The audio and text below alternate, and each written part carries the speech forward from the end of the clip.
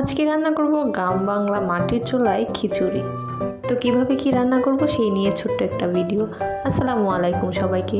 প্রথমে একটি মাটির চুলায় আগুনটা ধরিয়ে তারপর বসিয়ে দিলাম একটা পাতিলে আমরা প্রথমেই হালকা গরম করে দিয়ে দেব তেলটা ভালো করে বেশি করে দিচ্ছি, কারণ খিচুড়িটা বেশি হবে, অল্প রান্না করছি না, যেহেতু ফ্যামিলির সবাই খাবো, তাই ভালো করে তেলটা গরম করে দিয়ে দিচ্ছি পেঁয়াজ কুচিটাও একটু বেশি দিব।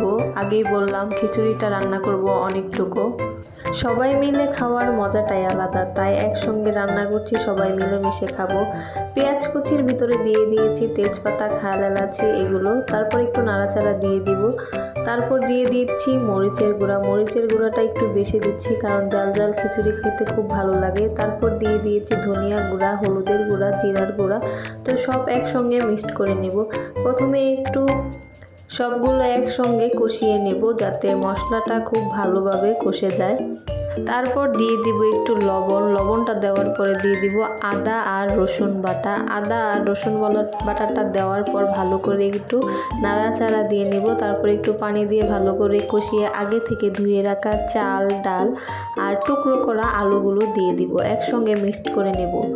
ভালো করে মেশানোর পর তারপর একটু পানি অ্যাড করে দেব। আগে মশলাটা যাতে পুরোটা খিচুড়িতে ভালো করে মিক্সড হয় তা একটু দেখে নেব। ভালো করে আগে একটু কষানোর চেষ্টা করব, যাতে মশলাটা পুরো আলু, চাল, ডাল সব কিছুতেই লাগে। তারপর পানি দিয়ে দিব। পানি দেওয়ার পর একটু ঢাকনা দিয়ে ঘুরে রেখে দেওয়ার পর আবার ঢাকনাটা খুলে নাড়াচাড়া দিব। খিচুড়ি বারবার নাড়াচাড়া দেওয়ার ফলে খিচুড়িটা সুন্দর হয়। আবার ঢাকনা দিয়ে ঘোরার পরে আমাদের খিচুড়িটা প্রায় হয়ে চলে আসছে।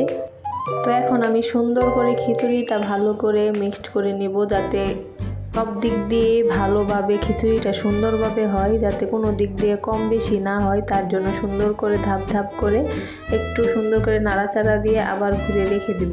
মাটির চুলার রান্নার স্বাদই আলাদা, আর সেটা যদি হয় ফ্যামিলির সবাই একত্রে বসে খাওয়া, তাহলে তো ওইটার স্বাদ দ্বিগুণ বাড়িয়ে দেয়।